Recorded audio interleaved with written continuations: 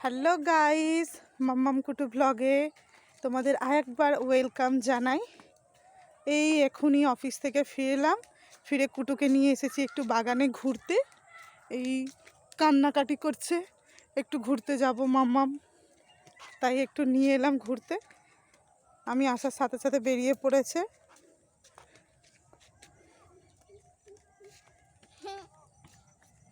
আর একটু যাচ্ছে ঘুরতে, কিন্তু ওর পাপা আসলো না, পাপা ঘরেই আছে। এবার ঘরের দিকে যাই। আমাদের এখানে অনেক আম গাছ, তোমাদের আগেই বলেছিলাম, কিন্তু দুঃখের বিষয় কি এবছর একটা গাছে বকুল হয়নি। প্রায় এখানে 200 থেকে 250টা গাছ দেখতে পাবে।